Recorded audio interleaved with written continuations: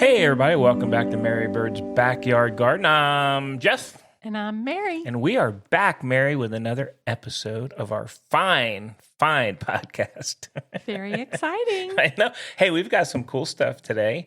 We've got a product review. We've got a book review. We do. And of course, we're going to talk about a little gardening activity as well. We've got to talk about gardening. That's what's Mary's Backyard Garden. Reason for being. Yeah, it's the reason for the season. It's a reason for this season. Which is gardening season, by the way. It's almost gardening season. Can we talk about the weather? Like a bunch of two old folks, can we talk about the weather? We went from 85 to like 40. Crazy. And lower. And lower. Lower at night. I'm more of a high guy. You're the low guy. You got to look for those lows. I know. He always asks me, what's it going to be? It's going to be 45. No, what's the low? What's the low? What's the overnight? And you asked that because? I don't want my aloe vera to get frozen. There you go. It's all about the plants, everyone. It is. It's always about the plants. Anyways, we had such a fast turnaround in weather. It was like a blink, and we were sweating. And then we were freezing. We went from, I know, it was actually really hot. It was actually almost 90, remember? A few days ago. I do remember. Oh, fun stuff. We have to adapt. We're very adaptable and flexible. When you're gardening, you have to be flexible and adaptable. How about that? Can we say that? You do. Yes, you do. All right. And plants are pretty amazing that they could withstand all those fluctuations. They do withstand. Yes. I'm proud of them. Very proud of the plants you have out there. You're very proud of our Go plants. address each one of them. Tell them how proud I am. I know. All right. So, with that said, Mary, what's new in the garden this week? Ooh. Well, we walked out the garage door today, and I started doing a happy dance because I have an Arroyo Sweetwood that we planted a little bit late in the season last year. I think we didn't get him in until the first or second week of November, I believe. And today, after we did have a pretty good cold snap, I found little buds coming out on his tiny little branches. And that just made me so happy. It did. You were actually, Jeffy, come here, come look. So, yes, there's a lot of little buds on it. I know. So and then excited. What did you ask me right after that? What's the temperature going to be tonight? Yes, I did. Get out your phone. I know. Get the phone, check it. So I was super excited about that. That's one thing. And last week we talked about planting onions. Yes. We planted a lot of little onion bulbs in the garden, and I did not find onion sets in our farm supply store.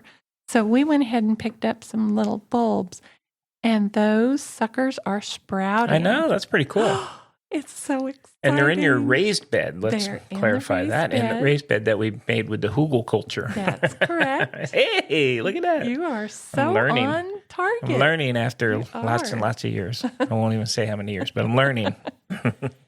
Okay, they have sprouted up maybe a couple inches, or maybe not quite a couple inches. They're probably an inch to an inch and a half. We put in red onions, and we put in some yellow onions, I believe, in that. I think so. Raised bed. Yeah, we did. And I am seeing life beginning to bud on a lot of our plants, which, I get really excited about that. We did a hard chop, a hard prune. Well, it's not a prune. What do you say for grasses? I don't know. We chopped them. We did. We chopped them right back. And in 1 week, they have already grown leaves that are 8 to 10 inches long. They're like the muleys and those? The muley grasses? Our Gulf muley. The yes. mulers. Okay. Yes. And that is thrilling. I love to see that. Mm-hmm. So the garden is beginning to come alive. It is. And we did chop. Well, you chopped a lot of it, but a lot of it got chopped. We did some chopping. I took electric hedging shears and... You did. Oh, well, the roses are beginning to flush out. That's crazy. Is thrilling, too. We cut those way back, too. Yeah. Yeah, very good stuff. So that is what I have for what's new in the garden. Do you have any what's new? I put a game camera out in the garden to see if we can catch any kind of critter that might be in that one area of the garden. Mm-hmm. And I had a game camera, and I said, let's use it and see what comes up. So it's a one where you can't monitor remotely. So I'm going to leave it out there for a few days, and maybe this weekend I'll pull the little SD card out of it and see if it caught anything. Maybe next week. We'll talk about the report, and then maybe I'll talk about the camera itself. It's a pretty cool camera, but I'm excited about it because I think it was a fairly warm night, and in the very middle of the night, the dogs, which is unusual for them, they jumped up and ran out of the bedroom, and they were barking. And I opened the back door, and they really went after something in the backyard. We could not tell what was going on. And they came in. They didn't smell like skunk, thankfully. But I hope that little camera will show us what activity is out there. I'm hoping too. We'll see. We'll give it a shot this weekend. We'll pull it out and see if it caught anything. Yes. And we'll report back to our audience. Okay. Anticipation over here. Like 1950s. Our audience will know. Our listeners. Yeah, listeners. There you go. Our crew. Our fellow gardening crew. There you go. I like it. I'm happy that we're following our plan of getting the raised beds filled for February. That was my overall goal for February, and getting everything trimmed back. And I feel really good that we're going along with that plan, and it's kind of working. It is working. It's working. And we've even decided that we were going to have one or two of our grandsons. I would love that. Come over and help us for a little bit of the heavier stuff. Mary wants to finish the pavers off. And that's March. To be honest with you, I wouldn't mind having a teenager helping with that. So we're gonna enlist them in that help when we get to that point. Yeah. Good stuff. So I was wondering, Jeff, if you might have a subject for Jeffy's Corner. We're gonna. I mean, you're kind of got me confused. We're going Jeff's Corner first, but I think it's because I'm excited about it. I know. So we do, and I'm going to tell you, this is Jeff's Corner, but I am going to do a product review. And guess what, everyone? It's not a cocktail or a mocktail. Everybody's probably going, this guy doesn't do anything. He don't even drink, really. But anyhow, I'm going to do it on the BirdBuddy. And the BirdBuddy is a feeder with a camera in it that allows you to live view birds that come to it. Wow. Mary got that for me, and because I'm just now getting around to getting it put up. She got it for Christmas, but I'm just now getting it put up. I got it put up, and I got to tell you, wow. I mean, and I'll go through some of the, what's in it and how it works and stuff. But I'm going to just say out front, the camera is amazing. And we do a lot of photography. Yes. And, I wasn't expecting the clarity on the camera, number one. I mean, it is crystal clear. I love that. The videos are crystal clear. The sound is crystal clear. Mm-hmm. So I'm going to go ahead. Let me go through some of the, kind of the features on it. Okay. But it is called the BirdBuddy, and it's a smart bird feeder. And I'm sure, they did a lot of advertising, around Christmas. And there's, the hype is there. I'm going to tell you right now, it's really, really cool. But there's really nothing to it, right? You put it together. I was very surprised at how easily we were able to get it up and going. Oh, it's unbelievable. I mean, it basically comes, it's not like you're building anything. Mm-hmm. Really, the only thing you have to do is charge the camera, put the camera in, and find a place for it. I mean, wow, that is it. You have to download an app, and the app is available on iOS, for Apple, and for, if you have a Android device, they have the app for that as well. Okay. And once you do that, you just have to connect it to your Wi-Fi. And I had a little bit, we do have a strong Wi-Fi here.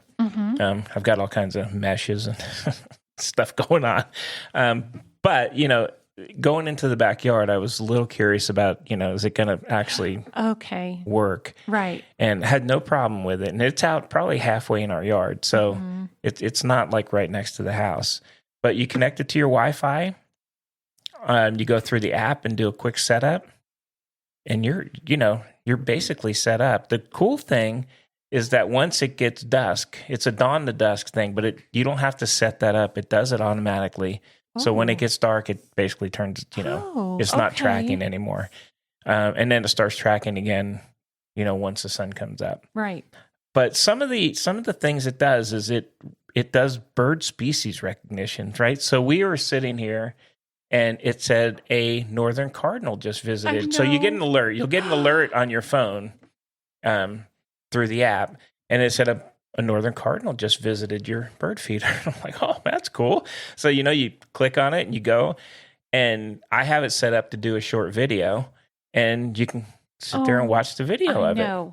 And it's amazing. Amazing. And it did that so far. We've had that. We've had a finch come through. We've had a lot of rain. The weather's been a little crazy, so we haven't had a ton come through, but the cardinals have been really hitting it. The detail that you could watch on the bird is just, I love it so much. You could just see each of the little parts of the feathers. Yeah.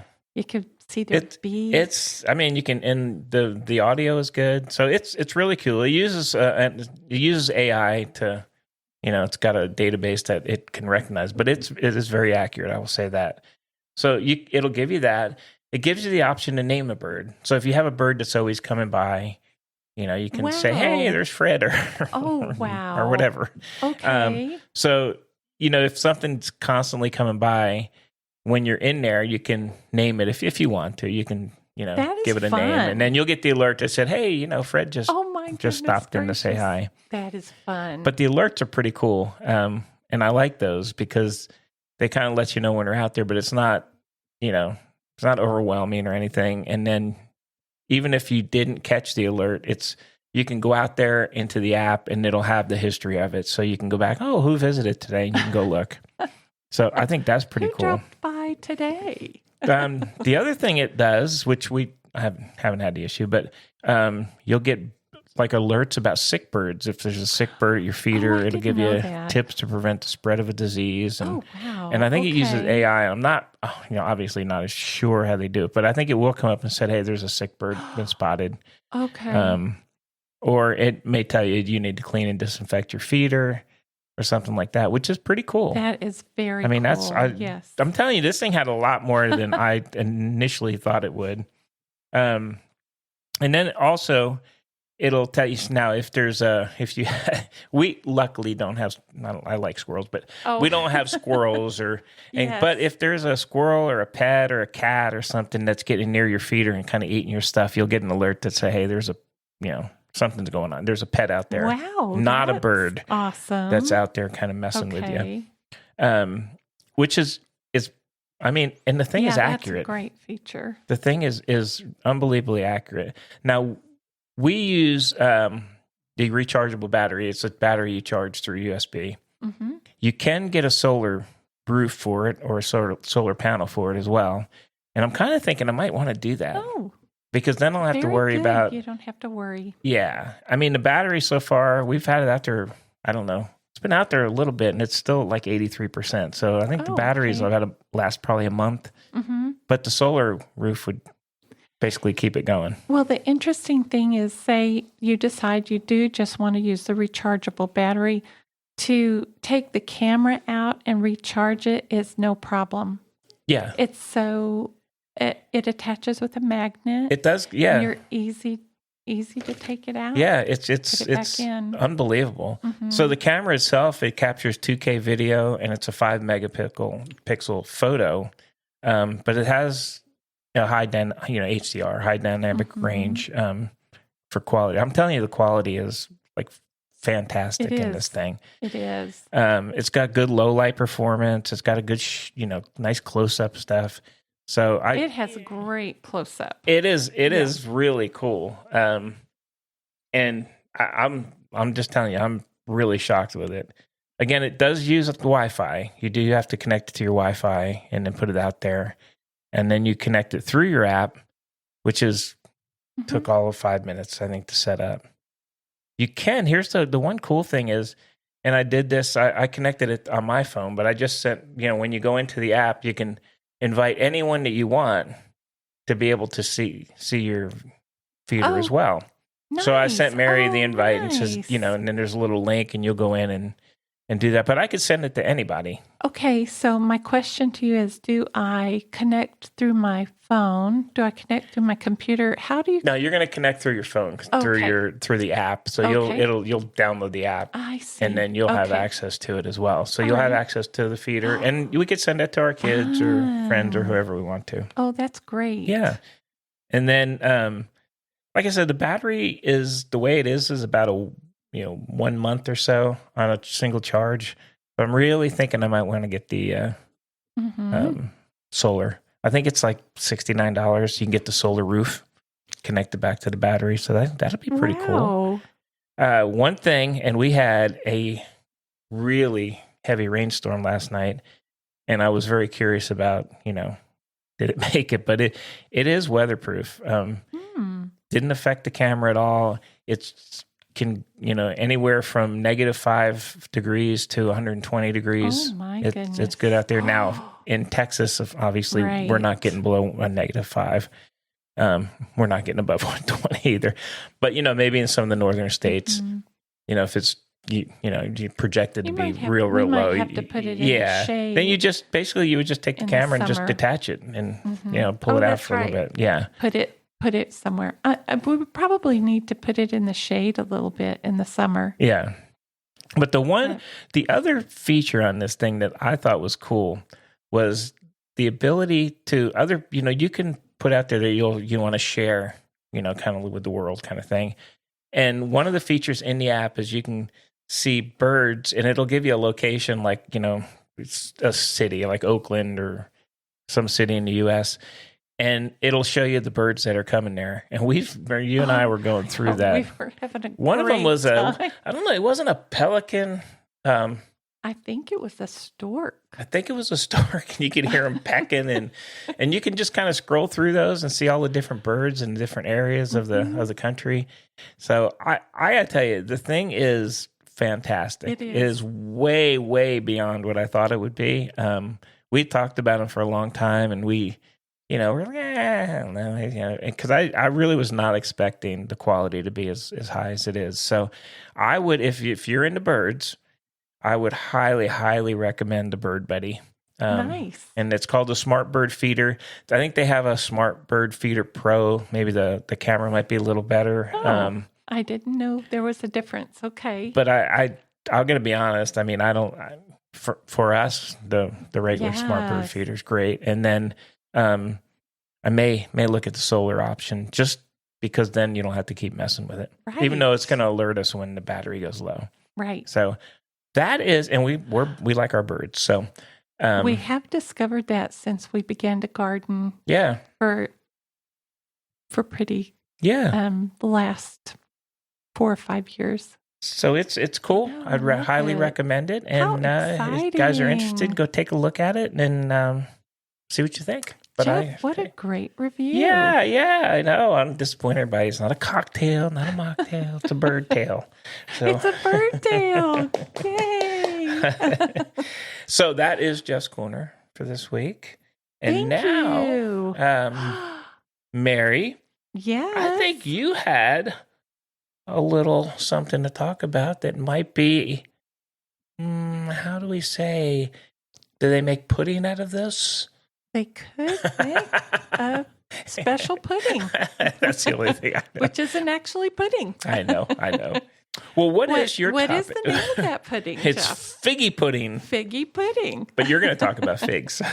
Well, this is the time to start thinking about planting your figs here in Central Texas. Late winter, early spring is the perfect time to get your figs in the ground, get them started. And I have learned a few things about figs that was pretty exciting, has been pretty exciting. This year, we have had a fig tree in the garden now 5 years, I believe. And we were talking about it the other day, and you were describing that you like it because it comes out every year. It flushes out, and it's very lush, and it grows abundantly throughout the year. It's just, it's one of those plants that we just poked in the ground. It's a set it and forget it. We don't really harvest the figs off of that tree very much. And to be honest with you, I don't know what variety it is anymore. So it's kind of grown more for its ornamental value at the moment. Right. But I'm very interested in adding to our collection some figs that we might actually eat. Okay. And so that's what got me going down the fig path. Figgy pudding path. Figgy pudding. And I should have looked up why it's called figgy pudding. I don't know. I don't know either. I might have to look that up for a future reference, That's for funny. a future edition. But, figs may be one of the very first domesticated crops that humans grew. And as I looked back to find some of the information about figs, I was surprised. I learned a few things. They, of course, are a native plant to the Mediterranean region, and they're native to some parts of the Asia region. You know, they like it to be hot.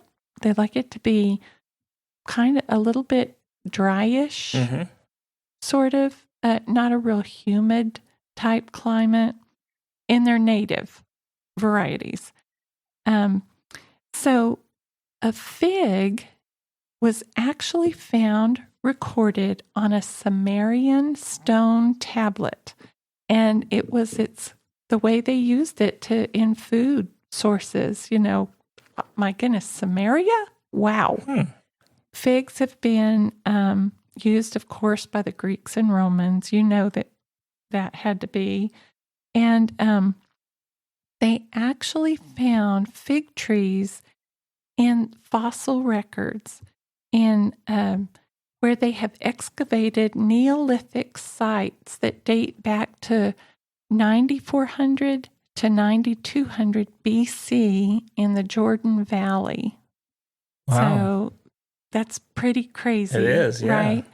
One of my sources said they felt like figs predated wheat or other grains to be cultivated.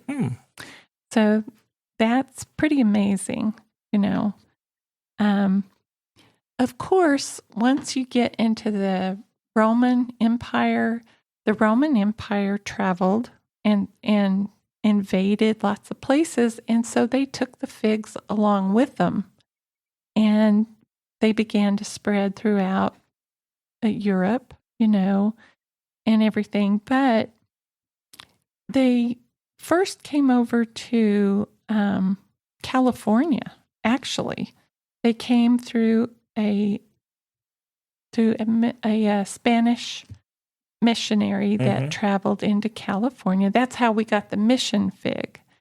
And then from there, you know, the settlers kind of brought them all the way through the United States. That's how it got here. And I think I actually neglected to write down the date, but I think the date was 1790. Wow. When they first went to California. Okay. They've been written about throughout all of our good historical texts. Of course, they're in the Old Testament, they're in the New Testament of the Bible.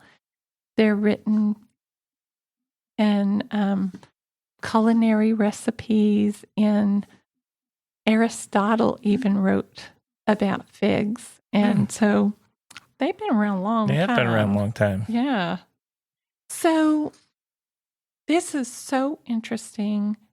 The fig that we think of as a fruit, okay, so it's a little convoluted. I'm having a real struggle getting my head around this description, but the fig comes out in the springtime and buds up, right? And you see these little swellings, these little buds forming on the dormant plant. What that actually is the flower. So the fig is coming out, and it's actually the inverted flower. So the flowers are on the inside of that, well, we call it the fruit. Yeah. It's not actually called the fruit, but they're hidden flowers. And most of the figs that I'm interested in growing are called common figs. And what they are is they're self-pollinating. So they don't have anything that goes inside of them and causes them to swell. But it's actually a swelling on the stem of the plant that is the flower. I don't know. Like, if you stop to think about it, broccoli is a flower we eat. Mm-hmm. Artichokes are the flower of the plant. I don't know. Cauliflower might be the flower of the plant, and figs are another flower that we tend to go for, which is that's interesting. I never really stopped to think about that, right? But yeah, they're self-pollinating, and that is what happens to cause them to swell and create the juicy, what we would call the fruit of the plant. So I don't know. It's kind of hard to get my brain organized into understanding that, but I do like them. Yeah, I know you definitely like them. We tried them, and they actually, the ones that we have in the backyard that we've tried in the past have sort of a strawberry-like flavor to them, but they're really, really tiny. Yeah. Yeah, so they're not big. They're not big ones. I'm not sure what they are. Yeah. But at any rate, figs are an exciting crop to grow because you can let those figs grow as, to whatever size you want them to be. They can grow anywhere from 10 feet tall to 33 feet tall. And there are varieties, well, they're from the Mediterranean region, so as you expect, they like warm weather. Right. But there are varieties that will withstand cold. And so if you live in more northern climates, you might look for those varieties or plan to grow them in containers, which you can, and take them inside into a protected space or a conservatory or a greenhouse or something like that.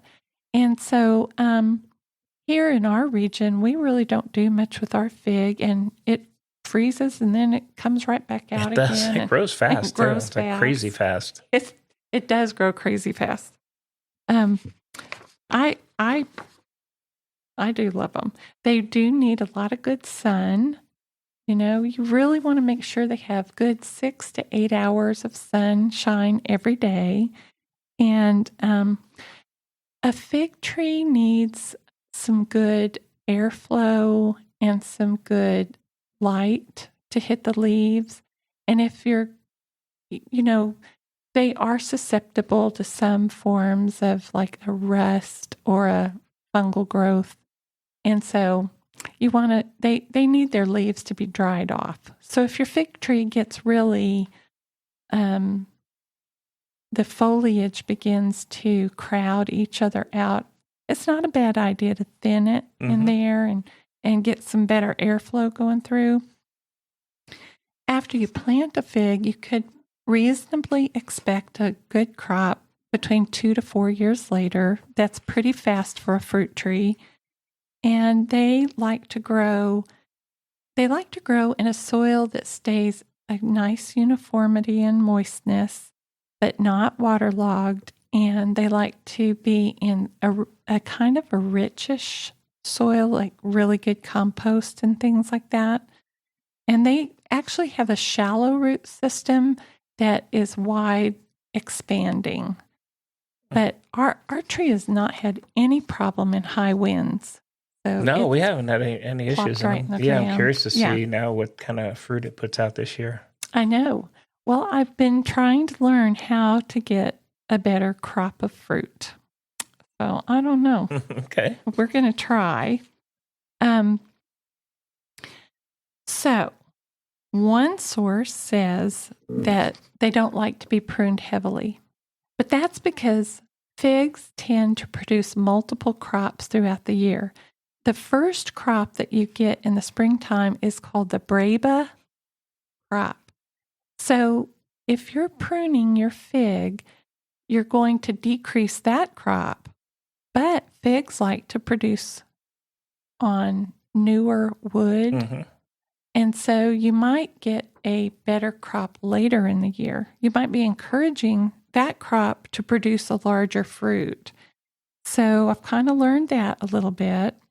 They are a really good container species. They grow well. They're super good if you want to do espalier, which is where you will grow the plant flat. Your favorite. It is my favorite. I know because you could grow a lot of varieties in a small space that way. And really, in the walled gardens during medieval times, they grew figs, and they didn't have a lot of space, right? So they had to find ways where they could do that. And let's see what else. They like to be mulched. They like to have 2 to 3 inches of mulch applied in the spring and in the fall, and some good compost in the spring and in the fall. And they just like their roots to stay at a nice constant moisture level, you know.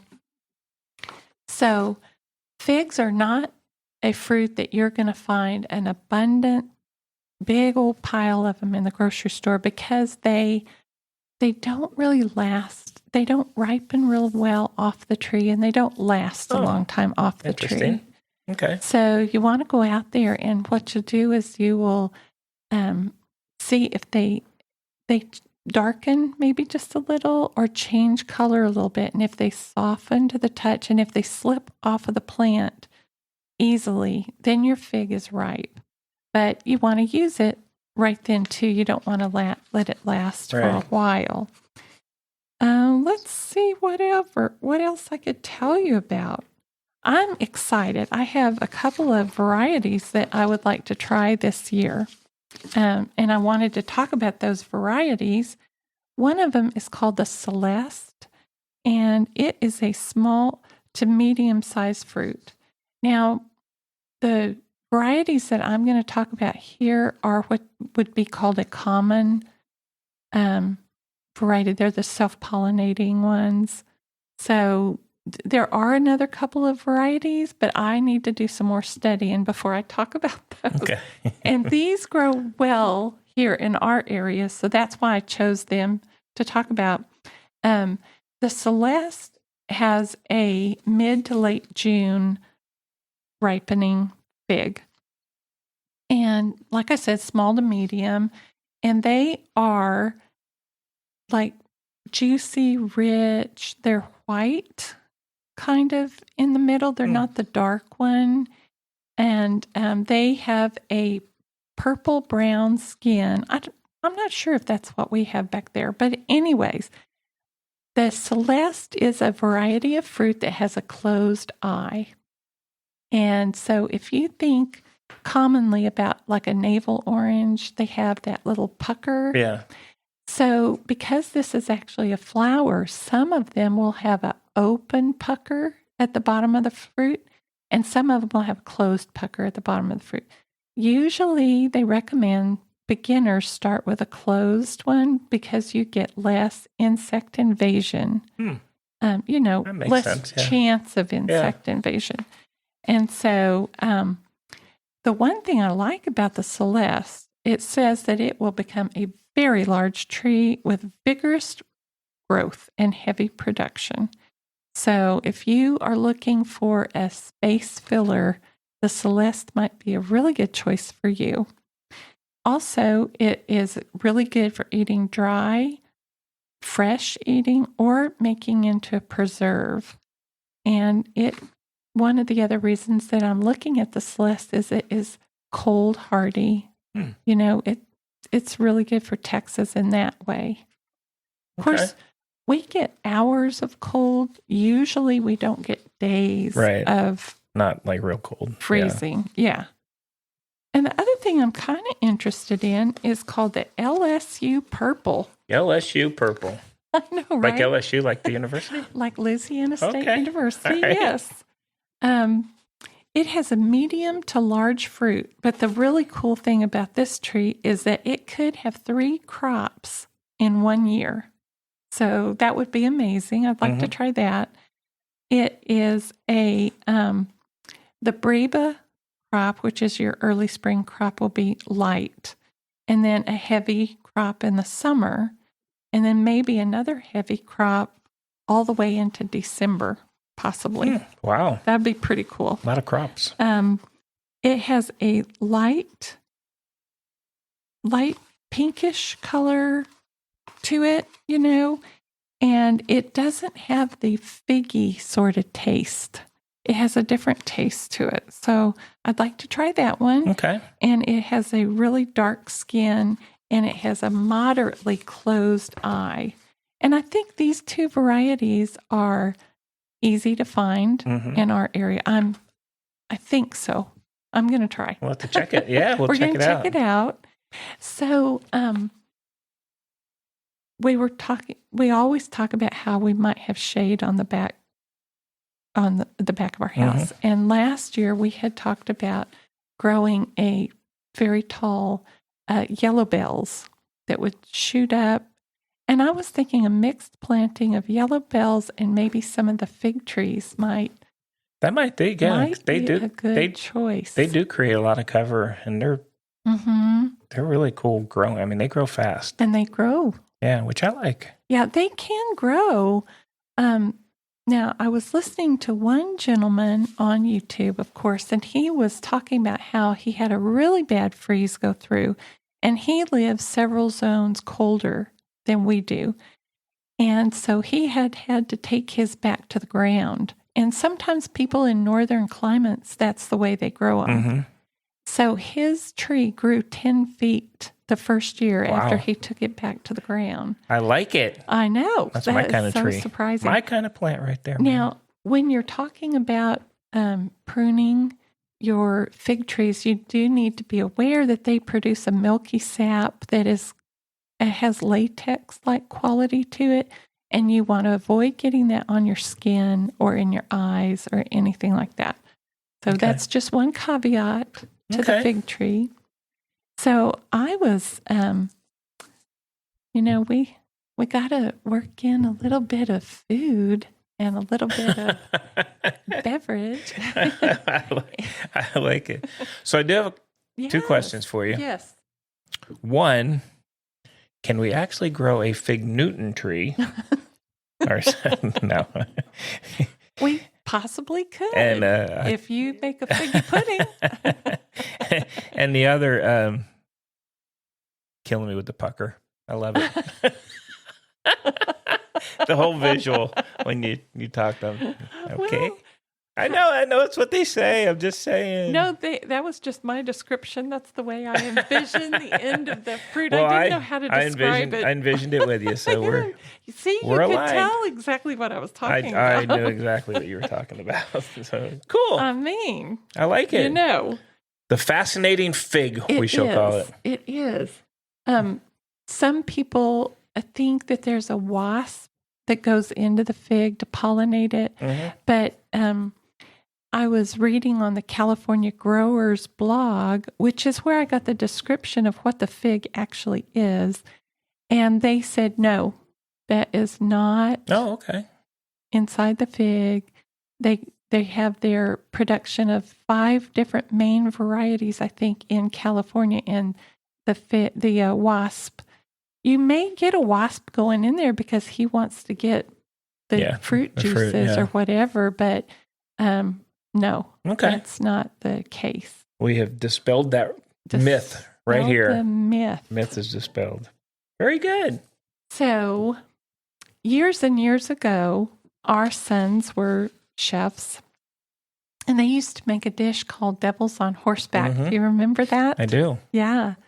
Anyways, I was thinking, wow, I wonder if you could take a fig and wrap it. Maybe you could wrap it in, like if you wanted a cold hors d'oeuvre, maybe you could just slice the fig maybe you could wrap it in a little bit of a really, really good ham and have a small cheese. Like, what would be a really good cheese?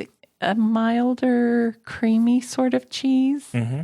Maybe a Havarti. Havarti would work. Something like that. And wrap that and put a toothpick in it and set it on an hors d'oeuvre tray. Hey, there you go. I think that would be delicious. Well, if we grow our own this year, maybe we'll try that. Mm-hmm. Try and pull some of ours off. Absolutely. I like it. I did read one gentleman roasts his figs, and his description was quite good. I think he used a little balsamic vinegar type dressing on the roasted fig, and it sounded delicious. I like it.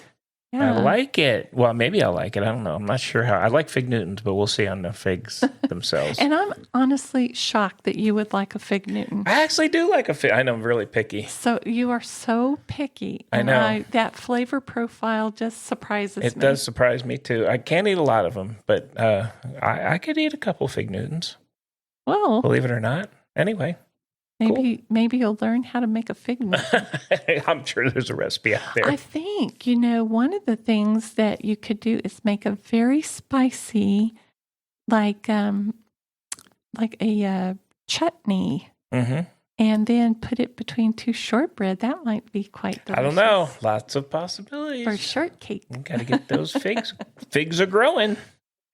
Okay, we're headed. We're going to see what we could pick up right now. Sounds good. So next, I think you have a little book review for us. I do. And this book, honestly, it follows the same line as the fig and the espalier and everything like that. One of my books that I have enjoyed so much through the years is a book by Anne Ralph, and it is called Grow a Little Fruit Tree. And the book tells you how to have a abundant and diverse backyard orchard where your trees are kept small. Mm-hmm. So there aren't any ladders to harvest fruit. You don't have one tree that's giving you 100 pounds or more of fruit, You have a wide variety of fruit that ripens a little bit all through the year, and it's fun. Keeps your interest going. But in here, she does talk about the fig, and that it's a prime candidate for growing in this manner, keeping it small. Okay. And if that's what you want to do, and she recommends that figs grow mostly on new wood, right? And some people recommend not pruning, but that means you might not get as much figs. Yeah. So if you read how she describes her specific method of pruning in this book, you're going to encourage your figs to produce larger fruits. You might not get as many spring fruit. The Breba crop might be smaller, but you might get a larger crop later in the year. Okay. I like it. So I really, really love this book. And it's been around for a little while. She learned to do her method from a California grower that kept the fruit trees very, very small. Cool. I mean, we're talking, you could keep them waist height. And you like all these. I like love these. Always, every this. time we go to, you like them. One of my exciting things is 2 of our apple trees have showed signs that they are going to actually live. Yeah. I've tried with apples. So this year's my first year where 2 of them have actually overwintered. This is your year. This is going to be my year. I'm so excited. Very nice. But anyway, I do recommend this book. And it's available on Kindle. That's where I actually have my copy, but I might get a hard copy someday. Okay. And I'm showing Jeff a picture of her harvesting from one of her little fruit trees right now. It is, yeah. It's just like... and it is tiny. Yeah, it's like 4 feet high. So one of the interesting methods that she grows in is she'll put a variety. Let's say she'll put peach trees, and she'll grow 4 peach trees in one hole. Mm-hmm. And so you have a season-long ripening of peach trees where you might just get, maybe you get 20 peaches off a tree, but between you and I, that is plenty. Yeah, that would be plenty. Yeah. Okay. And anyway, grow a little fruit tree. I like it. Hope your apple trees work for you this year.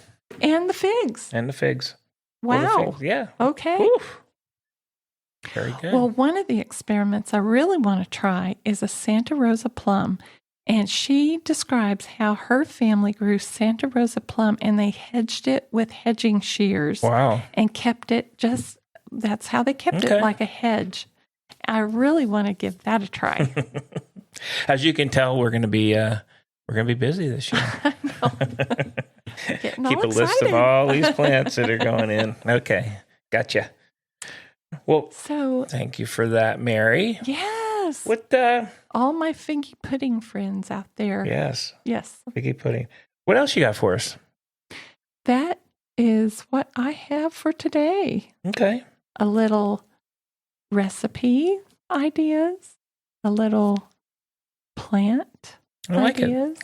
Okay. And coming up this week, we're continuing in our late winter pruning and things like that. Definitely got to get down the, I don't want to use fertilizer. I like to use Microlife. It's actually not a fertilizer. It's a combination of ingredients that break down into the soil and help the microbes feed your plants, basically. Okay. So I need to get the Microlife down there. We're just getting ready to. Oh, you know what? Actually, I forgot. I planted beets. Oh, did you plant those? I planted some lettuce. Oh. I put in a variety of beets. It's called bull's blood. Mm-hmm. And I planted I think it's called a lake winter lettuce that's supposed to be really good, cold hardy and so forth like that. And then it's almost time to start thinking about putting in your romaine lettuce in our area, because romaine is one of the lettuces that lasts a little longer in the heat. And we're so much to do, Mary. I know. So much to do. So much to do. Cool. I like it. Are you looking forward to doing anything the upcoming week? Very much looking forward to whatever your agenda has for me.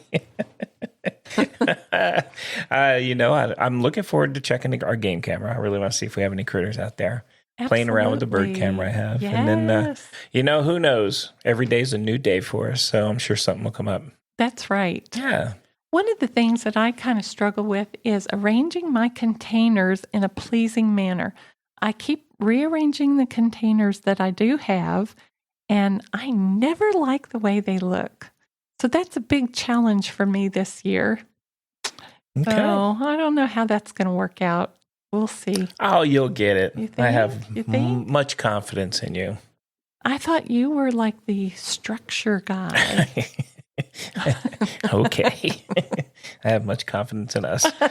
How's that? I love it. Oh, my goodness. Anything else? I love it. Nope. I think that's all I have for this week. Well, as always, we appreciate you guys joining us every week here at Mary Bird's Backyard Garden. We've learned we had birds, we had figs, we had a book, we talked about puckering, fig Newtons. I'm sorry, but that was a good word. And then next week, who knows what we'll have? We'll bring you some more new stuff next week. But as always, if you guys like the podcast, we appreciate you giving us a rating on your favorite podcast site. And we'll be back again next week with you guys with some more good information. And that's Mary, right. Happy gardening. Happy gardening. Until next time, we'll see you guys here. Same place. Same time. Same time. place. Next time. Bye. Bye.